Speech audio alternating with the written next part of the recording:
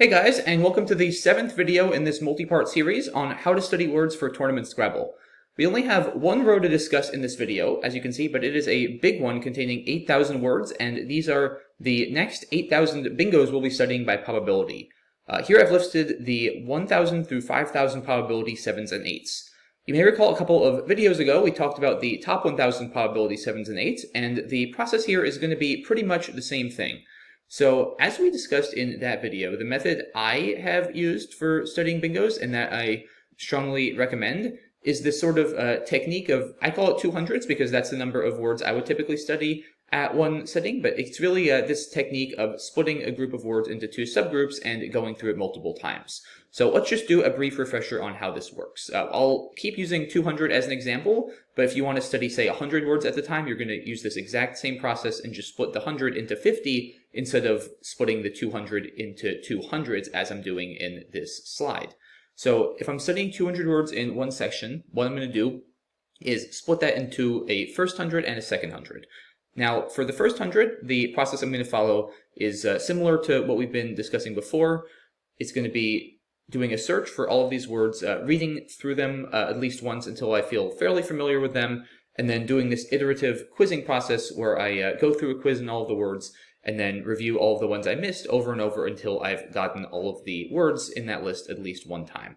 And then after that, I'm going to go back and redo that quiz on all 100 words and do the same thing. Hopefully at that point, I won't have missed very many words since I'll have been through the whole list at least once. But at that point, I'll just go through all of the ones I've missed again and then move on to the second subgroup of 100 words where I'll do the same exact process of reading through the entire list and then doing this quiz 2 times until I've gotten all of the words correct twice. And then finally, once I've done that for both of the individual sets of 100, I'll go through and do it for the entire set of 200 words where I'll do a single quiz on all 200 words. And then at that point, I should ideally have very few, if any, missed since I'll have already gone through each 100 individually 2 times. But if there are any, I definitely want to make sure to go through those in detail to make sure I have a solid understanding before moving on from that study session and then moving to the next set of 200 words. So this is basically what we're going to be doing today for the next large chunk of words. And really this is what all bingo study comes down to, is using this method. The only thing I'll add, since we're doing a larger chunk in this video as opposed to just 1,000, is every so often when using this technique, it's important to go back and review some of the older words that you've studied. If you use this technique for like 5,000 words at once, then it can be a little bit too overwhelming and hard to remember them. So I typically recommend every 1,000 words or so. It's worth stopping and then going back and just reviewing those 1,000 words in a single quiz. I think that'll really help you cement them about 1,000 at a time before moving on to the next 1,000. So let's take a look at this in action in Ziziva. So as before, I'm going to open up this search pane, and let's say this time that I'm going to do some 8s, and I want to study the 1,000 through 1,200 probability 8s. So at this point, I've already finished the top 1,000 8s, and I'm moving on to the next 1,000, starting with the first 200 between 1,000 and 1,200. So what I'm going to do is start with the first 100 within that group. So I'm going to do length of 8, and then probability order 1,000 to 1,100. Once again, I recommend using the 2 blanks option and unchecking this lax box, just because that'll keep things the most consistent throughout your studies. But really the most important thing is just to always do the same thing, since as I mentioned in the previous video, if you switch up the number of blanks throughout your studies, then you do run the risk of overlooking some of the bingos, which is something you definitely want to avoid.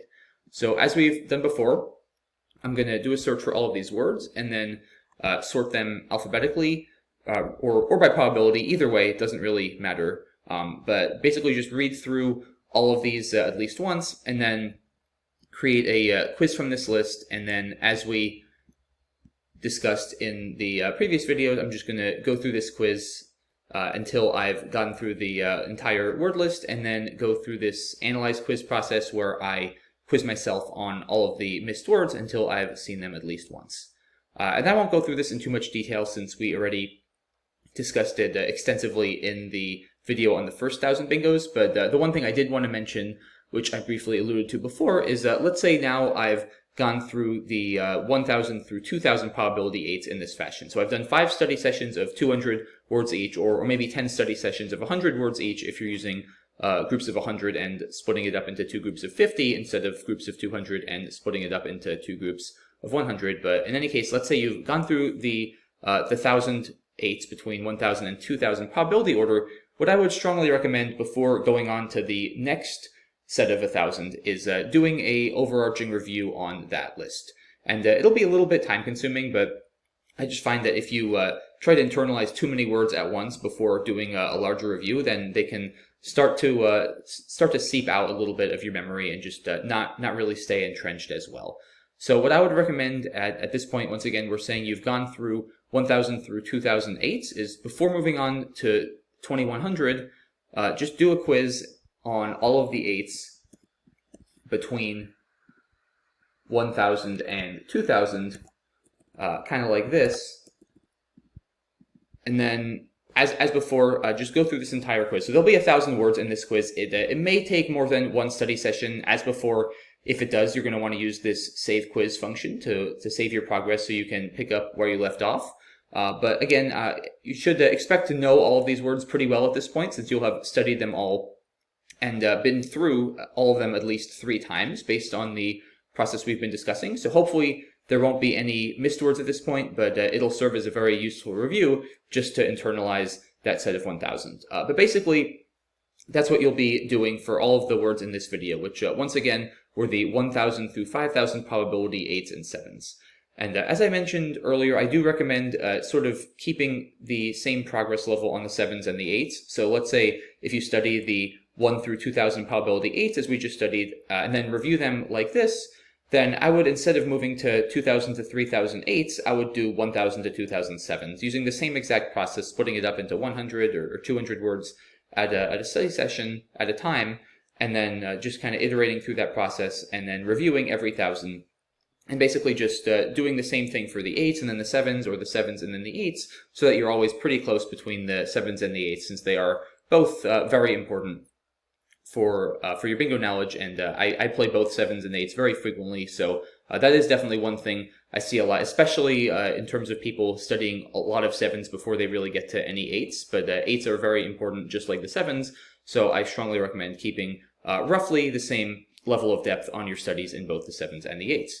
But basically, that's what further bingo study is going to look like, and that's how I would recommend going about the next few thousand bingos. So once again, we'll be continuing to use this technique of 200, so to speak, that I've discussed on the slide here, and the only thing that we're adding is every 1,000 words or so, just do a full review on the last 1,000 that you've studied, just to make sure that all of those are still solid before you move on to the next set of 1,000.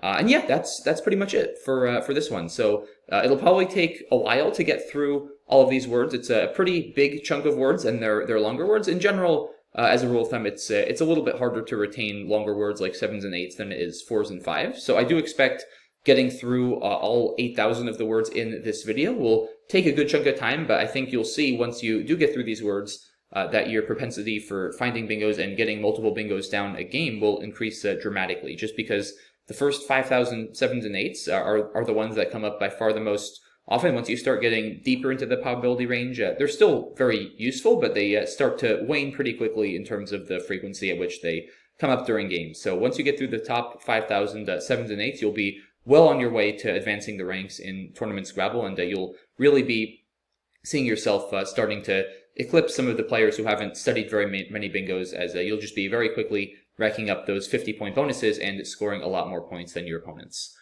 So yeah, that's it for this video, guys. Hope this one was useful, and we will be back soon for the next video on finishing up the 5s and some of the most useful 6s. So I look forward to seeing you there. Thanks for watching, and have a good one. Bye-bye.